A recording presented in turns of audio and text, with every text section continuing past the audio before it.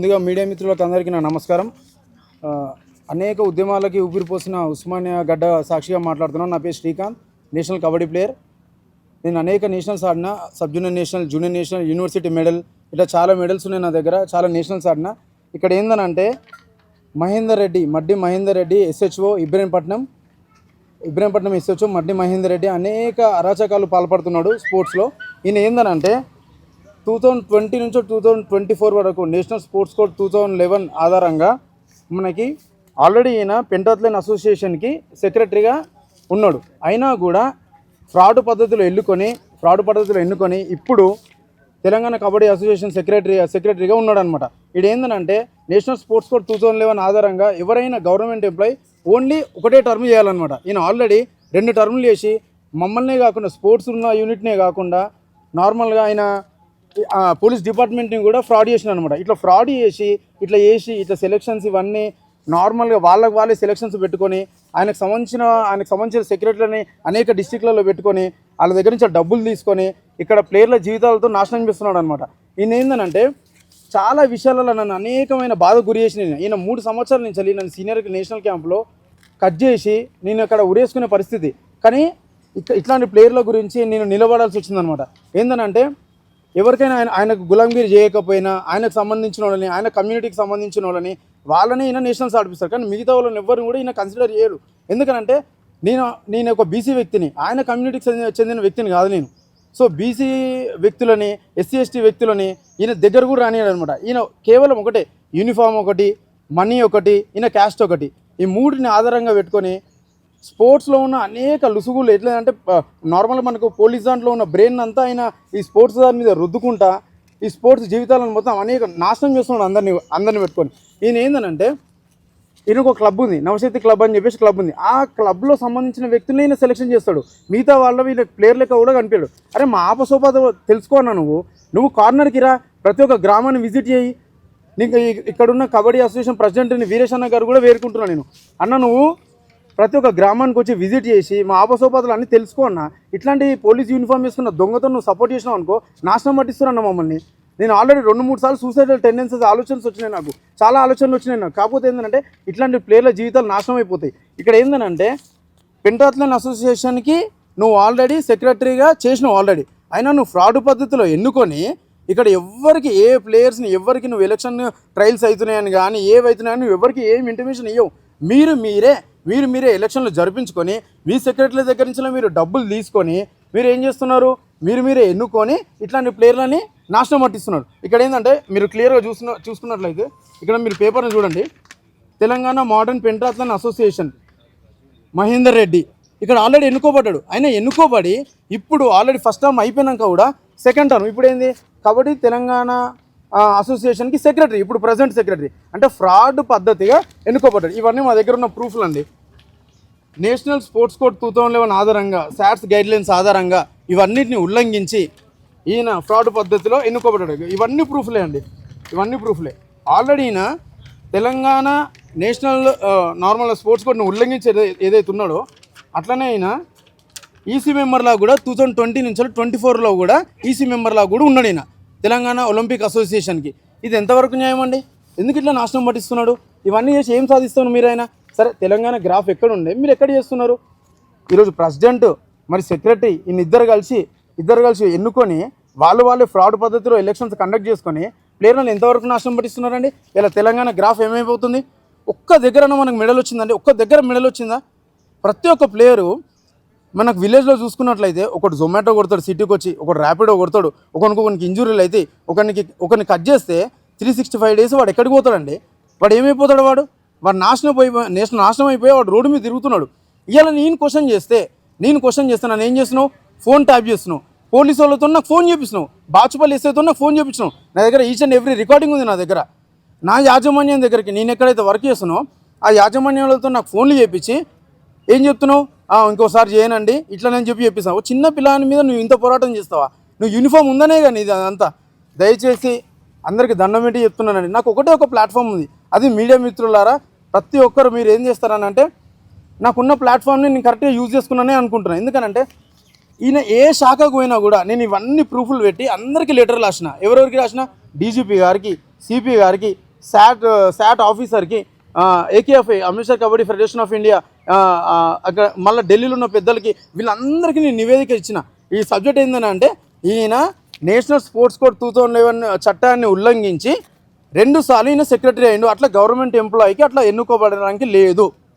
So అట్లా ఎన్నుకొని మాలాంటి పేద క్రీడాకారులని నాశనం పట్టిస్తున్నాడు. ఇలా ఎన్నో నేషనల్స్ అన్నండి. స్పోర్ట్స్ అథారిటీ ఆఫ్ ఇండియాలో ట్రైన్ అయినా నేను. Sub junior national, junior national, university medal ఉంది. ఇదే ఉస్మానియా యూనివర్సిటీకి మెడల్ సాధించుకొని వచ్చిన నేను. నాకే ఇట్లాంటి దుస్థితి వస్తే ఇట్లా మామూలు జనాలు ఊరు నుంచి వచ్చిన ప్లేయర్లు ఏమైపోతారండి? ఎంతవరకు న్యాయం ఇదంతా? అంటే ఎవడు రాడు, ఎవడు ముందుకు రాడు, ముందుకు వచ్చిన క్వశ్చన్ చేస్తే ఇగో ఈ విధంగా బ్లాక్మెయిల్ చేస్తావు. మీరు చూసుకున్నట్లయితే నా దగ్గర రికార్డింగ్స్ ఉన్నాయండి సార్. చాలాసార్లు మాట్లాడడానికి ప్రయత్నం చేసిన కానీ నా ఫోన్ లిఫ్ట్ చేయడు. ఎందుకంటే నా లాంటి నికాస్ అయిన ప్లేయర్ని ఫేస్ చేయడం ఆయన తరం కాదు. ఎందుకంటే నిజాలు మాట్లాడుతున్నా కదా, నాతో ఏం మాట్లాడతాడు ఆయన? ఇవన్నీ ఆధారాలు, ప్రూఫ్లు నా దగ్గర ఉన్నాయి. ఈయన దొంగతనంగా ఫ్రాడ్గా ఎన్నుకోబడ్డాడు. ఇవన్నీ ప్రూఫ్లు నా దగ్గర ఉన్నాయండి. రికార్డింగ్స్, ప్రతి ఒక్క రికార్డింగ్ ఉంది. బాచుపల్లి ఎస్ఐతో నాకు కాల్ చేయించినాడు, థ్రెటనింగ్ చేయించిండు. చెప్పండి సార్. మీద ఒకటి కంప్లైంట్ ఇచ్చారు ఇక్కడ కాసాని క్రికెట్ మన కబడ్డీ గ్రౌండ్ అది. నువ్వు అనవసరంగా ఇన్స్టాలో పోస్ట్ చేసినావు. అంటే యాక్చువల్ ఏంటంటే సార్, మొత్తం చూసినది చూసి సార్, అనవసరంగా అది మీరు మొత్తం విన్నారు కదా సార్, అది అనవసరంగా చేసింది కాదు సార్. అది ఒకటి చెప్పండి సార్. మీ దగ్గర ఏమైనా ప్రూఫ్స్ ఉంటే దాన్ని కన్సర్న్ డాట్ వేసి ఫైట్ చేసుకోండి. అవును సార్. బట్ మీరు అనవసరంగా అట్లా బ్లేమ్ చేసిన వాళ్ళకి బ్లేమ్ కాదు సార్. ఇది 1 year నుంచి కూడా నడుస్తుంది. లాస్ట్ టైం తీన్ మార్మల్ దగ్గర కూడా పోయి కూడా వీడియో రిలీజ్ చేస్తాం సార్. అది మరి ఎందుకు ఈసారి ఎందుకు పార్టిసిపేట్ చేసిన అటువంటిప్పుడు? ఆల్రెడీ కరెక్ట్ జరగట్లేదని తెలుసు కదా. కరెక్ట్ జరిగినప్పుడు 72 మందిలో 14 మందికి అయింది. అవును సార్. రిమైనింగ్ 58 మెంబర్స్ ఎక్కడ చేయాలిగా? రిమైనింగ్ 50 మెంబర్స్ చేయాలని అనట్లేదు సార్ నేను. మీరు ఫస్ట్ అక్కడ కంటెంట్ కనుక్కోండి. రండి, వస్తాను సార్. ఇప్పుడు రండి. అంటే మీ ఇష్టం, అది ఐటీ యాక్ట్ కింద అవుతుంది. ఇష్టంగా పోస్ట్ చేయొద్దు అట్లా. ఫైట్ చేసుకోండి. కలుస్తాను సార్, నేను వచ్చి కలుస్తాను. ఇప్పుడు నేను అవుట్ ఆఫ్ స్టేషన్ ఉన్నా, వచ్చి కలుస్తాను. ఎప్పుడు వస్తాను? రేపు వస్తాను. సో ఇట్లా నేను క్వశ్చన్ చేస్తే నాకు బాచుపల్లి ఎస్ఐ దగ్గర నుంచి ఫోన్ చేయించిందండి. ఏమని? ఇదంతా మీరు చేయొద్దు బాబు, ఇదంతా ఐటీ యాక్ట్ కింద అవుతుంది, ఇట్లాంటివి చేయొద్దు అని చెప్పి నన్ను థ్రెటనింగ్ చేస్తున్నాడు. ఇదనే కాదండి, నేను ఎక్కడైతే వర్క్ చేస్తానో నా వర్క్ లొకేషన్ దగ్గరకు వచ్చి 2 వ్యక్తులు, ఇప్పుడున్న సెక్రటరీ ఒక ఫిలిం ఇన్స్టిట్యూట్కి సంబంధించిన వ్యక్తి. అట్లాంటి వ్యక్తులను, దగ్గరున్న వ్యక్తులను నువ్వు కబడ్డీకి సంబంధం లేని వ్యక్తులను నువ్వు దగ్గర పెట్టుకొని ఇట్లాంటి ప్లేయర్లని నాశనం చేస్తావా? దీనికేనా నువ్వు ఉంది? నీ యూనిఫామ్ ఉందనే కదా నువ్వు ఇవన్నీ చేస్తున్నావు. సరే, డీజీపీ గారికి, సిపి గారికి దయచేసి నా వినమ్రణ ఏందనంటే, ఇమ్మీడియట్గా ఇట్లాంటి యూనిఫామ్ వేసుకున్న దొంగని మీరు ఇమ్మీడియట్గా తక్షణమే ఉద్యోగం నుంచి తీసేయండి సార్. మీరు సస్పెండ్ చేయండి. కనీసం మీరు వార్నింగ్ అని ఇచ్చినా సార్. ఎన్నిసార్లు మీకు ఇచ్చినా? నేను నాకు సస్పెండ్ లెటర్ ఇచ్చినాడు 2 years బ్యాక్. నేను ఇట్లా క్వశ్చన్ చేస్తే నాకు సస్పెండ్ లెటర్ ఇచ్చినాడు. నేను సిపి గారికి ఆ రోజే, సార్ ఇట్లా అవుతుంది సార్, నా బతుకంతా నాశనం అవుతుంది, నేను ఊరేసుకునే పరిస్థితి, ఇట్లాంటివి చేసుకొని వస్తే నేను కంప్లైంట్ ఇచ్చిన. ఇట్లాంటి అనేకమైన కంప్లైంట్లు ఇచ్చిన.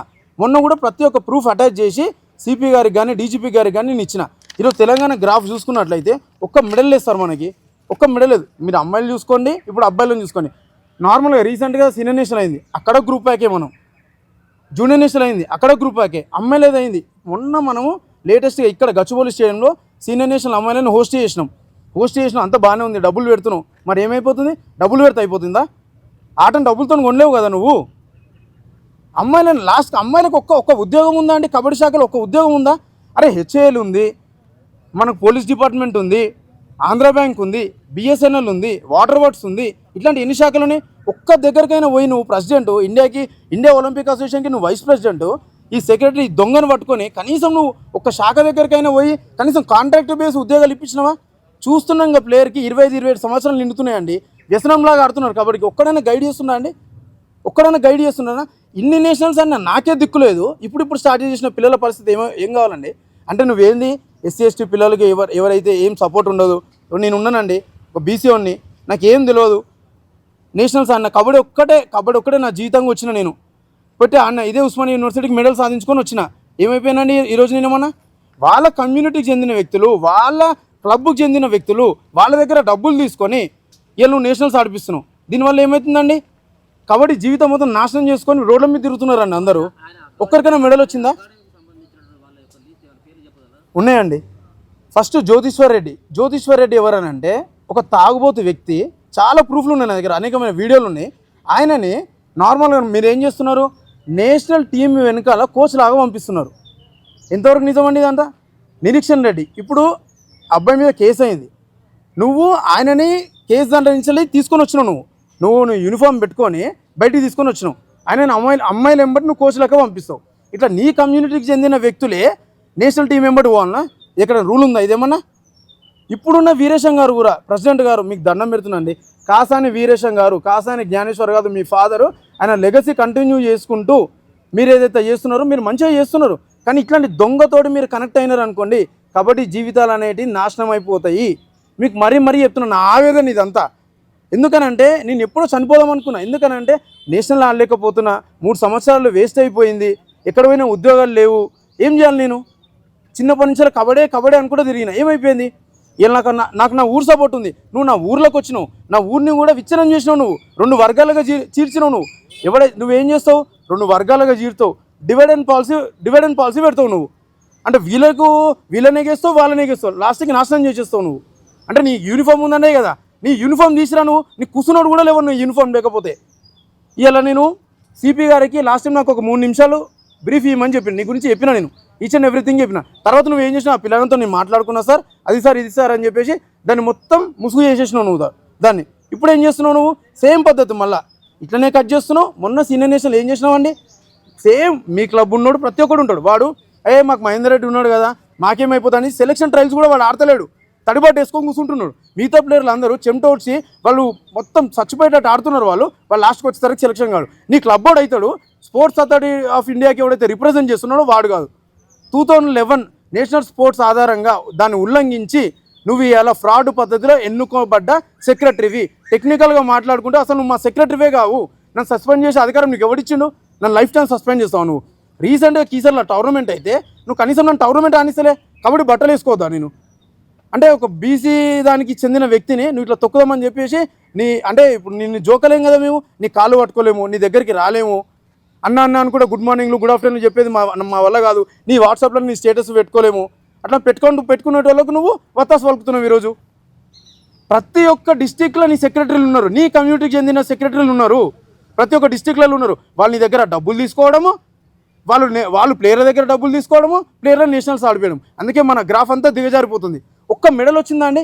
మెడల్ ఉంటేనే మనకు జాబ్ అనే పాలసీ వచ్చింది. ఇప్పుడు ఒక్కరికి మెడల్ ఉందా? ఇండివిజువల్ మెడల్ ఉందా? మనం ఏమన్నా ఇండివిజువల్ గేమ్ ఆడే గేమ్ మనదేమన్నా?